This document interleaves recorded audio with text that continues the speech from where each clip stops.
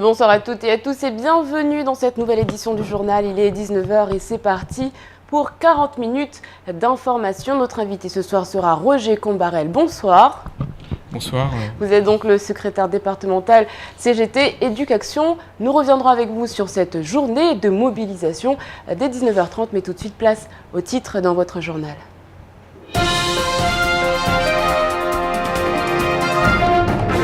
Et à la une de l'actualité, les syndicalistes qui étaient dans la rue ce matin, une grève à l'appel national qui remet le train des syndicats locaux de l'éducation sur les rails. Ils étaient une centaine rassemblés place de la République. La fédération FSU avec le SNES, le SNUPP ont tenu à rappeler les problématiques qui tendent à la dégradation du service public sur le 101e département. Retour des tensions salariales au port de Longoni. La nouvelle tentative de Mayotte Channel Gateway pour s'entendre avec les salariés ne passe pas. Lors du dernier rendez-vous, les agents ont quitté la salle, laissant seul le spécialiste parisien venu spécialement pour négocier. Et puis Jumbo Jet, la filiale low cost de Kenya Airways, a reçu fin février le feu vert pour lancer les lignes internationales entre Nairobi ou Mombasa et Mayotte, Antananarivo, Zanzibar, pour ne citer que ces destinations. Une bonne nouvelle pour le ciel maori.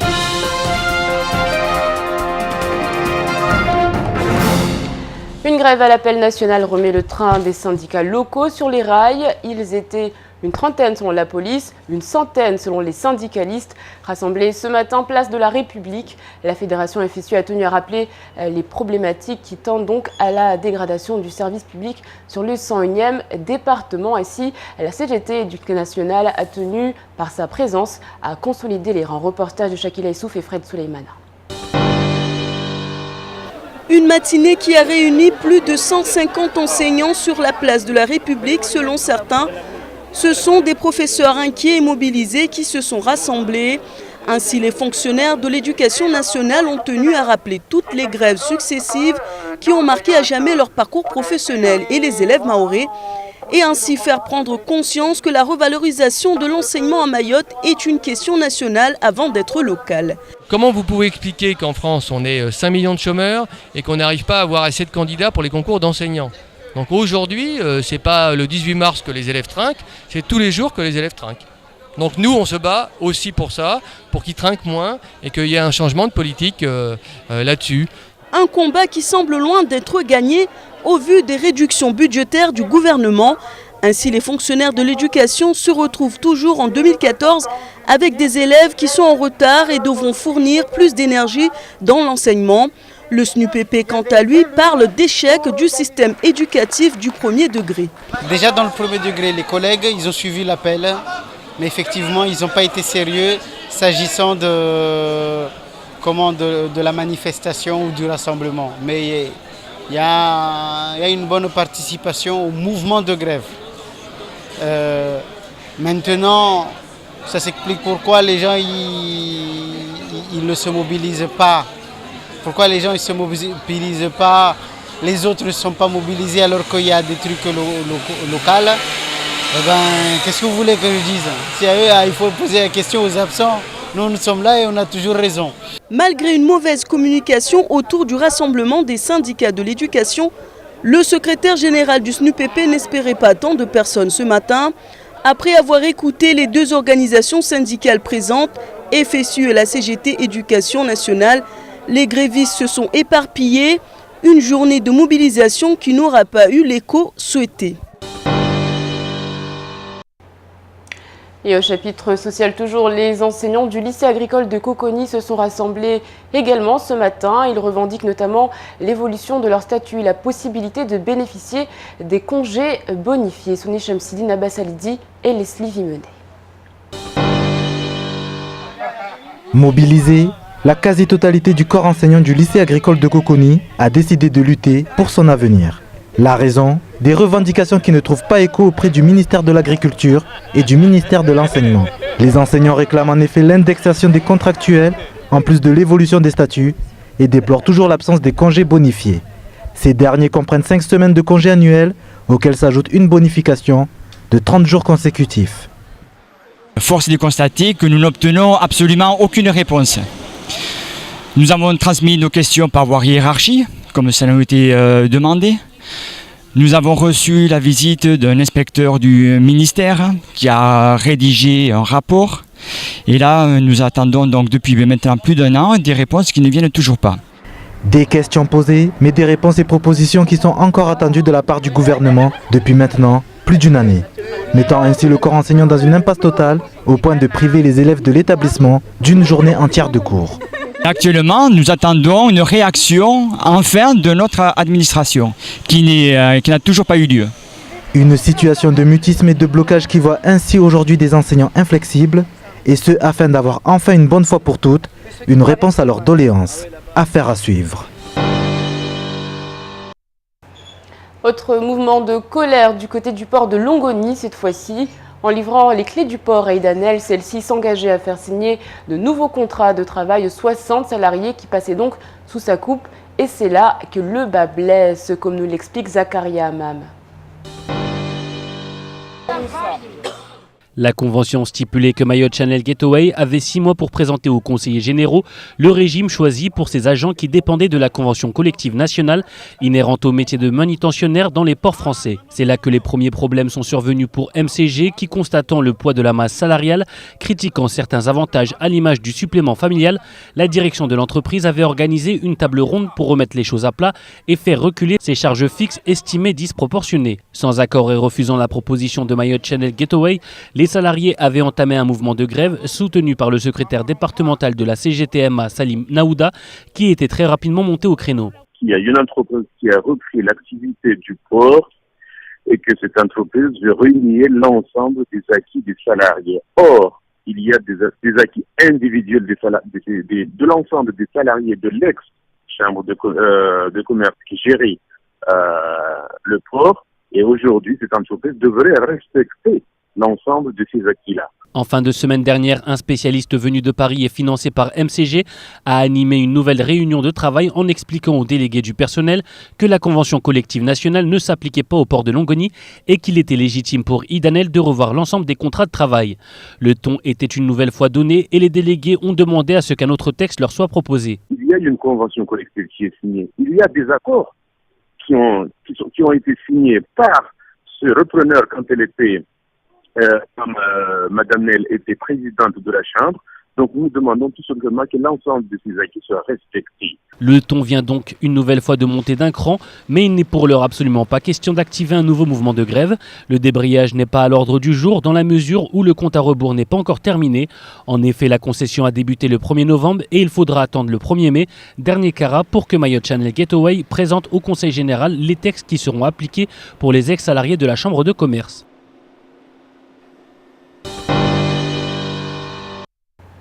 Quelles sont les tendances qui se dégagent à la veille des élections municipales? Tel était le premier volet de l'enquête menée par le cabinet Sophie UV Consulting qui a fait la polémique.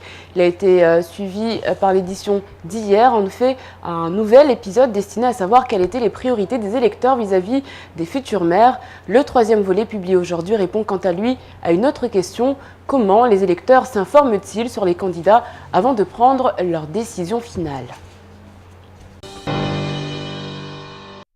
L'étude d'opinion menée par le cabinet SHC, établissant une première température des intentions de vote à la veille des municipales, n'en finit plus de faire du bruit.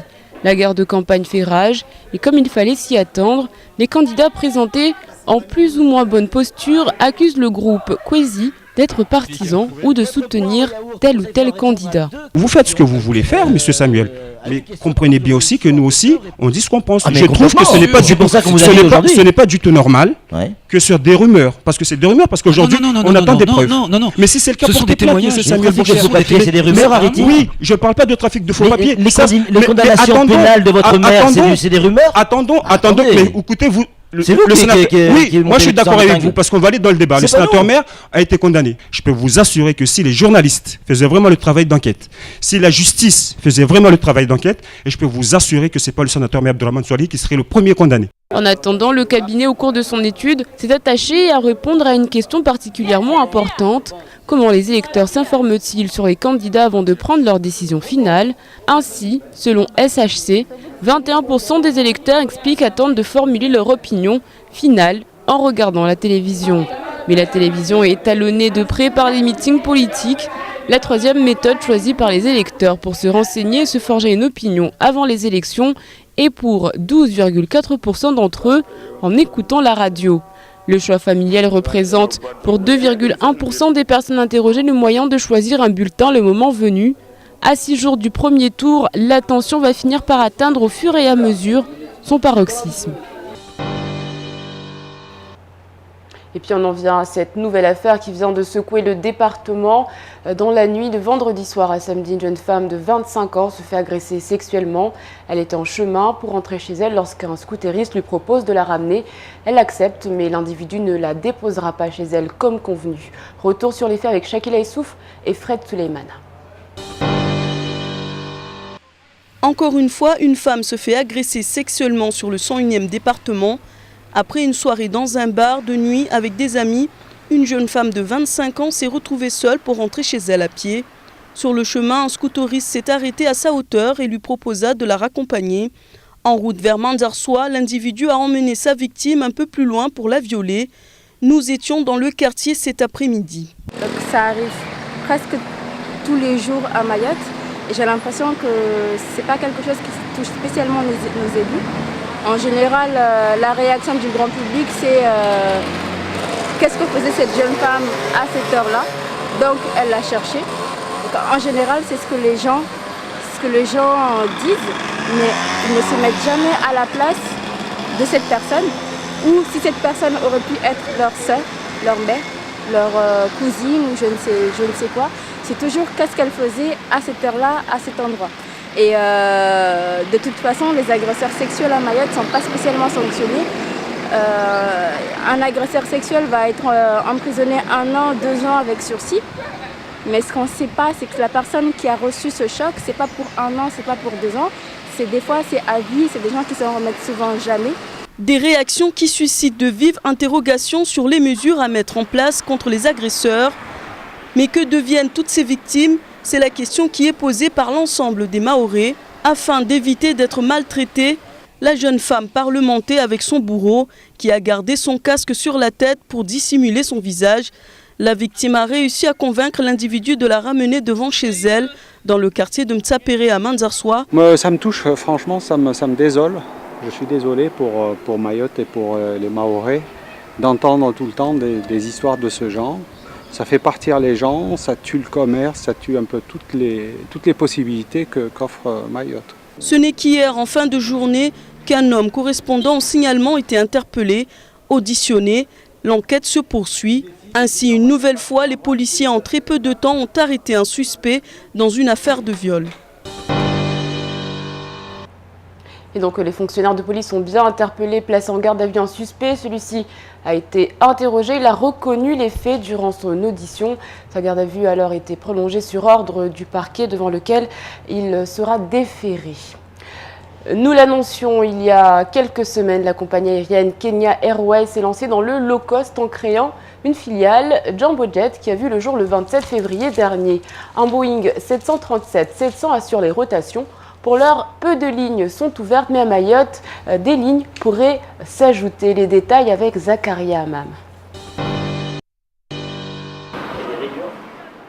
Jumbo Jet a reçu fin février le feu vert des autorités de l'aviation civile kenyane pour lancer des lignes internationales entre Nairobi ou Mombasa et Mayotte, Antananarivo, Moroni, Bujumbura, Goma, Kisangani, Addis Abeba, Kigali, Hargeisa, Djouba, Dar es Salaam, Kilimanjaro, Mwanza, Pemba, Zanzibar et Antibes.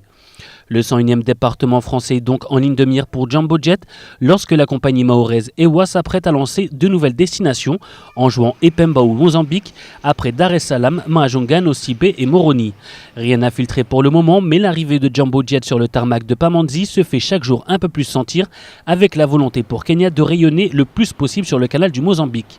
Kenya Airways, qui veut desservir dès 2016 toutes les capitales africaines, doit prendre livraison de son premier Boeing 787-8 Dreamliner le 4 avril prochain sur le site commandé, tandis qu'un deuxième 777-300 ER rejoindra sa flotte en mai. Le feuilleton est donc à suivre. Tout de suite, on fait un tour d'horizon du reste de votre actualité dans votre journal.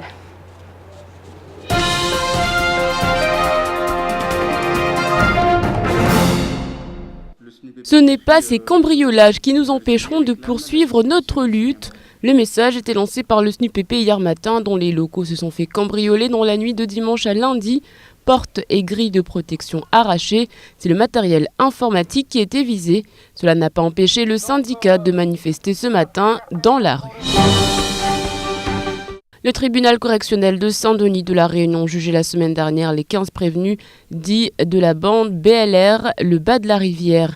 Ils étaient accusés de plus d'une centaine de vols bien souvent commis avec agression et d'avoir fait régner la terreur sur le chef-lieu ainsi que dans une discothèque, le Loft, et ce pendant plus d'1 an. Les juges ont rendu leur verdict vendredi dernier. Les peines sont lourdes. Elles vont de 10 ans de prison ferme à quelques mois. Ainsi, Yacine Rachida Amada, considéré comme l'un des meneurs de la bande, écope de 10 ans ferme. Il est maintenu en détention. Pour certains, il ne s'agissait que d'un premier rendez-vous judiciaire en attendant le procès aux assises pour le meurtre de Carl Davis. Les BLR sont suspectés d'être les auteurs de ce qui s'apparente être un meurtre. Le navire Orion, appartenant à National Geographic, est selon toute vraisemblance programmé en escale dans le lagon Maoré en avril 2015. Il ne s'agira pas d'une visite scientifique puisque le groupe organise aussi des croisières à travers le monde. Conçu pour offrir un confort sans pareil et une sécurité maximale, l'Orion peut accueillir 102 passagers et 75 membres d'équipage. Les devises à bord sont le dollar australien.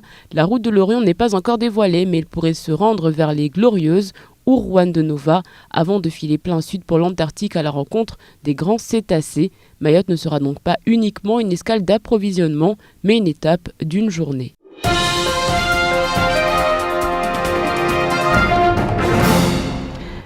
À l'occasion d'un concours, les Français sont appelés à voter pour l'arbre de l'année, une compétition où figure parmi les finalistes un arbre de notre île et plus exactement du côté de Tingoni où se sont rendus Soni Shamsidine, Abbas Alidi et Leslie Vimenet.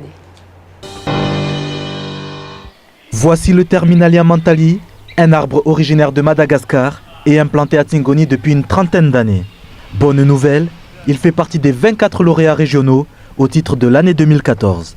Une compétition où il aura pour adversaire le cèdre du Liban en Aquitaine, le séquoia en Basse-Normandie ou bien encore le tamarindéo de l'île de la Réunion. Il apporte un peu de calme et de sérénité aux personnes qui viennent à la mosquée, ainsi qu'aux passants et aux jeunes. Donc ça offre un cadre de vie plutôt agréable. Donc on a souhaité, avec la commune de Tingoni, valoriser un petit peu cet endroit par tout d'abord ce concours. Et puis dans le futur, on aimerait bien aménager l'espace avec des bancs publics, avec des plantes pour lutter contre les espèces exotiques envahissantes. Cet arbre abritant 2 tombes chiraziennes est situé à côté de la grande mosquée de Tingoni, un monument historique datant du XVIe siècle. Beaucoup plus jeune, le Terminalia mentali mesure une quinzaine de mètres de hauteur et a une circonférence à la cime d'environ 70 mètres. Il est également caractérisé par ses branches étagées à l'horizontale inversées et ses feuilles disposées au bout des rameaux. C'est plus un titre honorifique, au moins ça légitimera un peu nos actions de développement durable dans la commune. Ça permettra aussi, l'arbre qui est choisi par le public postulera à l'arbre de l'Europe 2014. Donc en fait ça apporte pas, il n'y a rien à gagner si ce n'est de valoriser notre patrimoine et qu'il soit reconnu d'un point de vue national. Le choix de l'arbre de l'année se fait par suffrage du public sur le site suivant www.arbredelannée.com.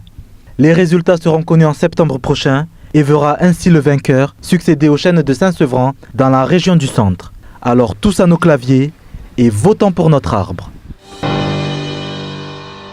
On rappelle le site www.arbredelannée.com. Il suffit d'un clic pour que pourquoi pas notre arbre soit l'arbre de l'année français. Ce qu'il ne fallait pas rater ce mardi 18 mars, c'est tout de suite et c'est en maoré.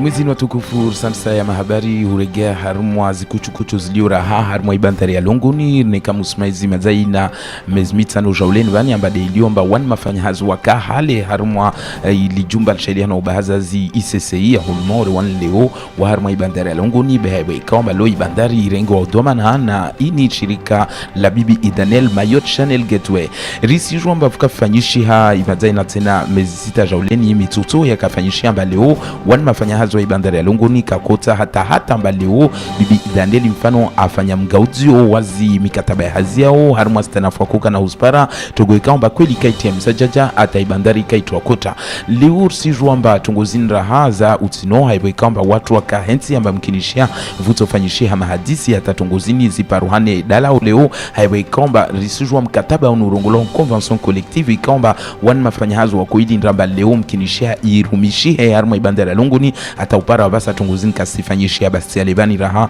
ika deuno bibi Idanel wai arenge mtaala mukamba ajua uzisharia za tungu no dezini zirumishia harumwa bandari safike unu aja ujo hadisi utaha watu wapare raha mashwara na wan mafanya hazi na zishama zitekelezao leo mafanya hazo ya bandari ya Longoni beisongolechi hamba ata mparano wa huisa wafanyishiha ne wan mafanya hazi shama wan watekelezao shama ya madalia wa mafanya hazi wa wahimi wa balamlangu wa ndezao haibu ikamba mahadisiani mkinishia kabasi ata tungu dalili wanyesao ambazini mtungu mkiri haibu ikamba tena mtaalamunu awatekeleze ambazini tungu ikamba ini hiro convention collective kaitokiri ya rumishia leo harumwa ibandari ya Longoni safike raha kawatekelezo ambavyo mtutu hutufanyishia hao harumwa ibandari bersijo amba skuchukuchu na hasira zozanyangi amba mkinishia leo lisuala la hujizisa eba wanu watomlisha leo wa mbemengo bibi Idanel waregeza harumwa jumba la CCI au mituto yangina litufanyishia safike tungu ikamba raha za utinoho ziswadisi wa volevole bersos dunga mita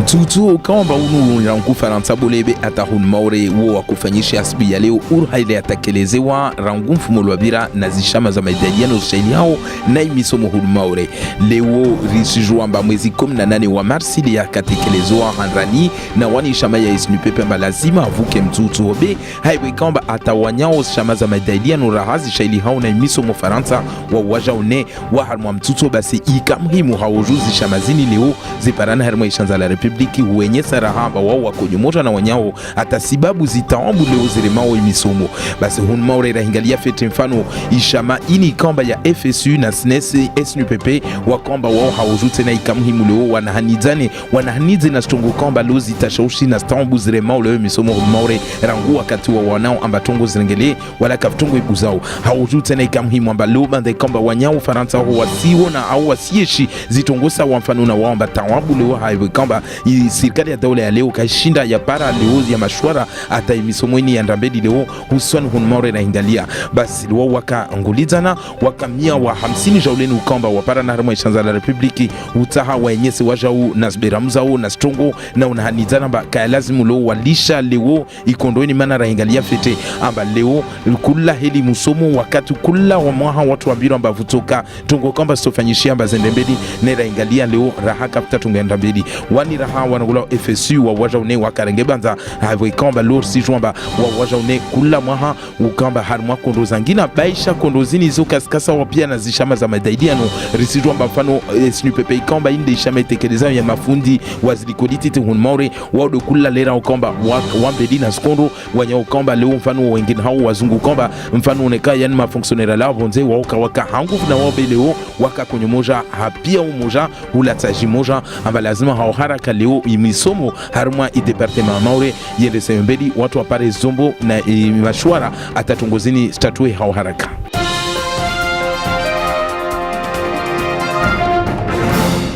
Allez, tout de suite, on fait le point sur votre mercredi. De bonne fête à José, Joseph et Joséphine. Et puis sachez que nous sommes en pleine semaine internationale de la courtoisie sur la route. Demain, sachez que Frédéric Joly-Curie est né un 19 mars 1900, physicien, chimiste français qui a obtenu le prix Nobel de chimie en 1935 avec son épouse Irène Joly-Curie.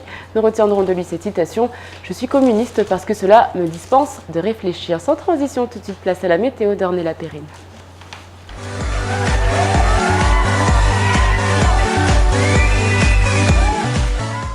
Bonsoir à tous, voici les prévisions de demain mercredi 19 mars. Le temps sera très ensoleillé avec des orages possibles dans l'après-midi. Le vent soufflera de 10 à 20 km/h et la mer sera belle du côté des températures. La maximale sera de 32 degrés et la minimale sera de 25 degrés.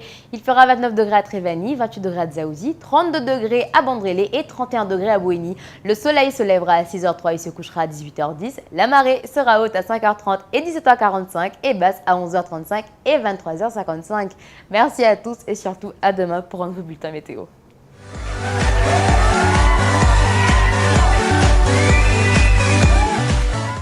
Merci, on est là pour toutes ces prévisions météo sur KTV ce soir à 20h. Ne loupez pas Face à la rue avec comme invité Abdallah Haribou. Il est de l'association Hip Hop Évolution. Pour l'heure sur KTV, c'est la pub.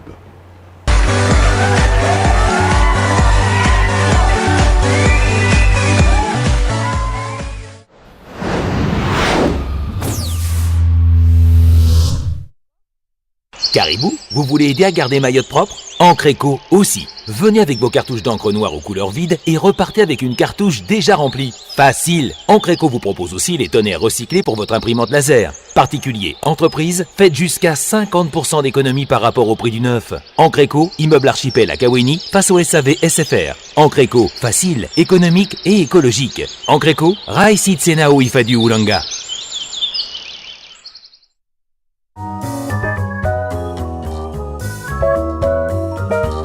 Parabole est heureux de vous annoncer le mariage du meilleur du foot et du ciné. Dévorez l'offre gourmande de 78 chaînes, incluant le pack Foot Ciné Série Big Sport OCS, pour seulement 14,90 € par mois jusqu'à 3 mois.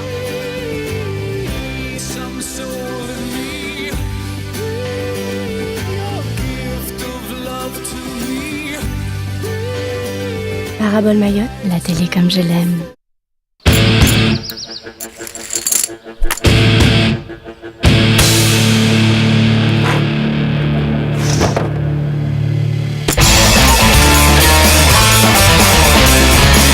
Frisou, la glace des petits et grands gourmands. Vous êtes célibataire et cherchez le grand amour? Envoyez Rank au 6162 et faites de nouvelles rencontres. C'est très simple, envoyez Rank au 6162 pour contacter et être contacté par des célibataires à tout instant. Rank au 6162. La CIM vous propose 75 logements dans 5 nouvelles résidences locatives situées à Trévani, l'Abattoir, Combani, Passamenti et au cœur de Mamoudzou. Des résidences 100% sécurisées, respectueuses de l'environnement, parfaitement isolées, qui ont été pensées pour votre confort et votre sécurité. Sécurisation de toutes les portes et fenêtres, isolation phonique et thermique, chauffe-eau solaire, régulation naturelle de la ventilation, équipement des cuisines et salles de bain, ventilateurs de plafond sont les standards de chaque logement CIM. Ces 75 logements de qualité vous sont proposés dès maintenant à la location. N'hésitez pas à contacter l'agence locative de la CIM au 02 69 61 62 76 ou sur internet www.sim-mayotte.com. À Mayotte, le mieux vivre se construit avec la CIM. We've already heard a number of loud scenes.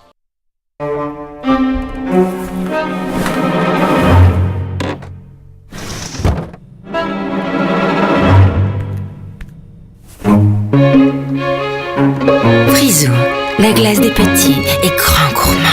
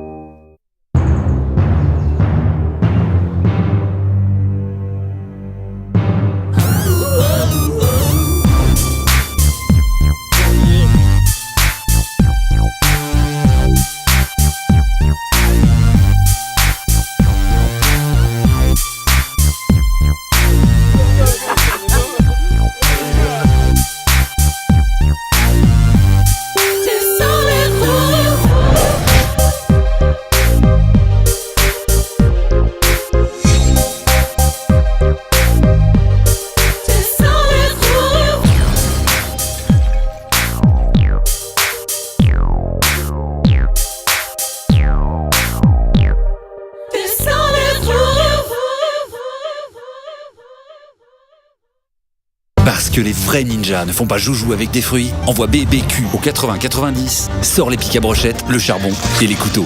Accède à notre catalogue et joue à Ninja Barbecue Party. N'attends plus, envoie BBQ au 80-90. C'est l'heure du barbecue. Envie d'une nouvelle voiture ? Envoie Berline au 80 90 et tente ta chance pour gagner une caisse. Une voiture neuve bientôt en bas de chez toi? Envoie vite Berline au 80 90. Berline au 80 90.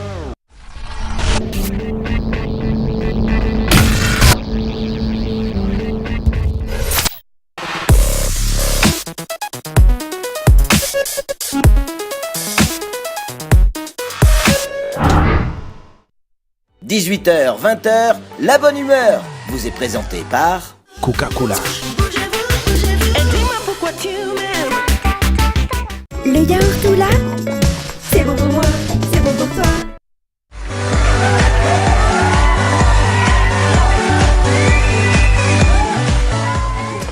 Bon appétit, si vous êtes à table tout de suite sur KTV, reçu par Abi Saïd Adinani, Roger Combarel de la CGT Éducation est l'invité de la rédaction.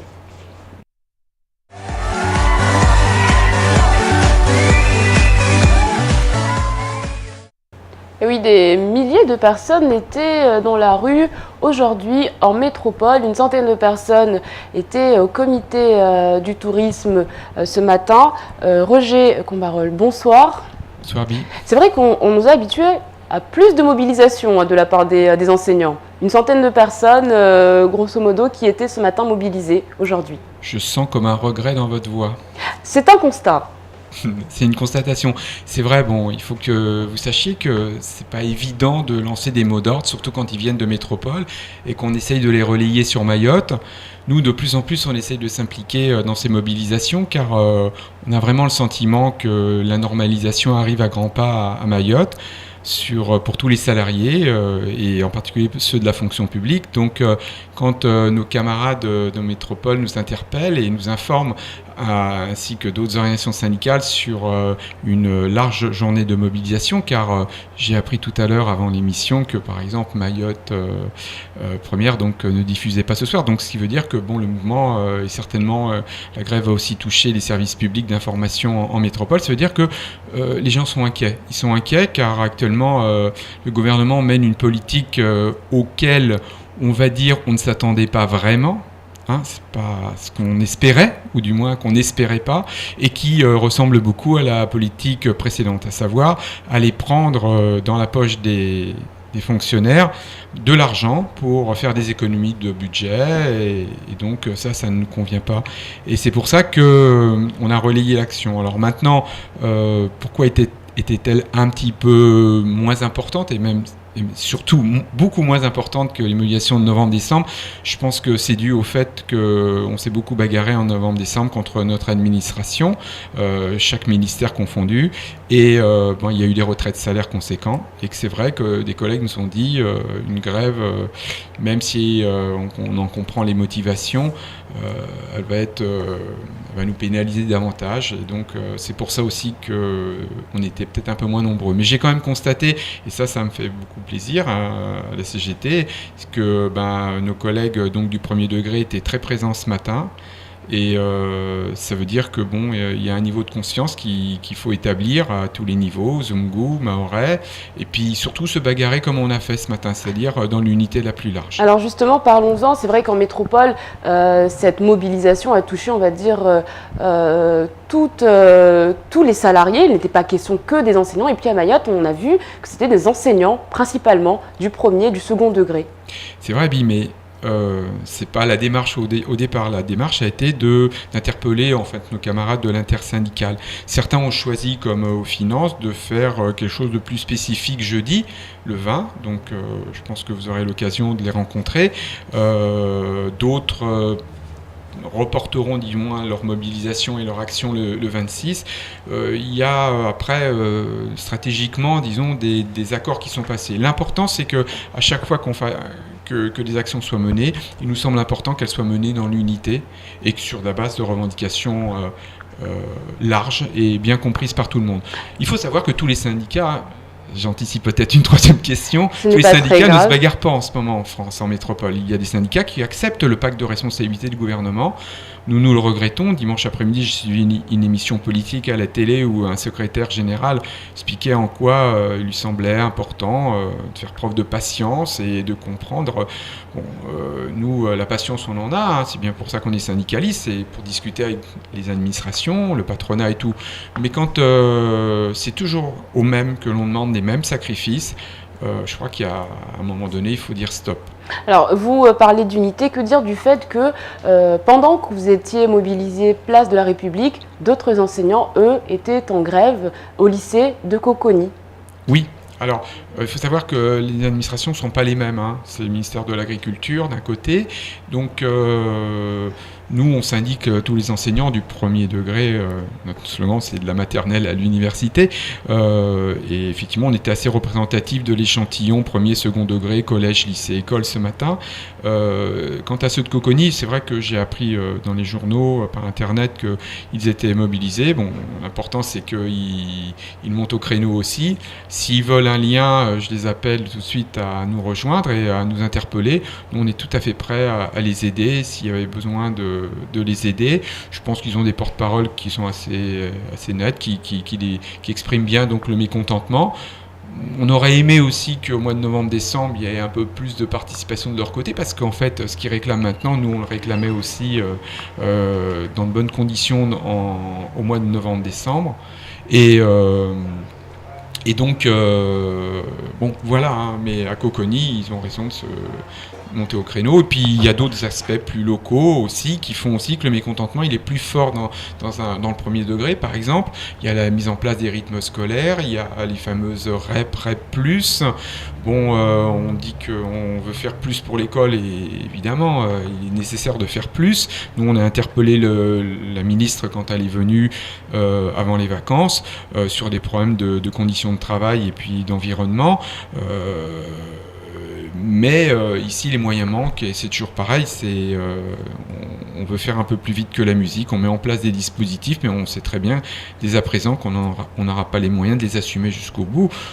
Faut-il ne pas le faire? J'ai pas dit ça. Encore faut-il accompagner et déclencher tous les budgets nécessaires pour créer les postes. En tout cas. Au cœur de la discorde, donc, le pacte de responsabilité du gouvernement. C'est vrai que du coup, tous les salariés ou presque ont décidé de se mobiliser. Est-ce qu'à Mayotte, on en est là? Est-ce qu'on a les mêmes revendications qu'en métropole? Est-ce qu'on n'a pas d'autres priorités peut-être? Il faut toujours, de toute façon, quel que soit le département, la région, la commune, presque, adapter, bien sûr, ce qui se passe en métropole à la situation locale afin de mieux l'expliquer. C'est comme ça qu'on mobilise. Bon, en ce qui concerne, nous, notre public syndical, nos collègues de travail, bon, ils sont quand même assez au courant à travers les médias que l'on touche ici, des préoccupations. Et je dirais que ce qui va nous rapprocher encore plus des préoccupations salariales de la métropole, c'est le fait qu'à la rentrée, comme vous le savez, on va être indexé. Donc cette indexation va faire baisser le pouvoir d'achat. Vous connaissez les problèmes des prix et de la maîtrise de leur évolution sur Mayotte. Je crois que de plus en plus, il y aura des actions communes de toutes les fonctions publiques et de toutes les origines de fonctionnaires à Mayotte, car on sera tous dans le même dispositif financier, les gens du premier degré, nous-mêmes. Et donc, par conséquent, je pense que tout en adaptant nos revendications, il faut aussi être très vigilant avec ce qui se passe en métropole. En tout cas, nous, notre syndicalisme, c'est un syndicalisme unitaire, démocratique, et puis aussi nous ne cherchons pas la particularité. Hein. Sinon, on aurait créé un syndicat comme dans les autres départements qui s'appellerait CGT Éduc, Guyane, Réunion, Guadeloupe et Martinique. Or, l'originalité de notre syndicat sur Mayotte, c'est que c'est un syndicat national, hein, qui est rattaché à une fédération nationale de la CGT qui s'appelle la FERC. Et donc nous, on s'inscrit directement dans nos congrès, dans nos discussions avec la démarche nationale. Parce que quand on interpelle les autorités ici, on interpelle aussi le ministre derrière elle. Alors, Roger Combarul sera la dernière question, puisque malheureusement, nous arrivons déjà au terme de cet entretien. Une journée de mobilisation, et après, qu'est-ce qui se passe? Alors, c'est une problématique, là aussi, qui n'est pas nouvelle. Bon, les syndicats qui ont appelé, les 4 syndicats, c'est-à-dire la CGT de la fonction publique, EFO, Solidaire et la FSU, ça a été marqué dans notre tract que nous avons distribué ce matin, appellent à se revoir. Donc je pense que j'ai pas eu les informations de métropole avant de venir ici. En avril peut-être. Voilà, mais on les aura peut-être demain compte tenu de la grève. Mais je pense que si la mobilisation a été forte, je pense qu'elle a été forte en métropole, on doit normalement s'attendre à de nouvelles mobilisations dans les semaines à venir. Et nous aurons bien évidemment l'occasion d'en reparler. Merci Plaisir. beaucoup Roger Combarel. On rappelle que vous êtes secrétaire départemental CGT Éducation Mayotte. C'est la fin de cette édition. Merci de l'avoir suivi. On se retrouve demain pour un nouveau journal. Je vous souhaite une excellente soirée sur KTV Kwaheri.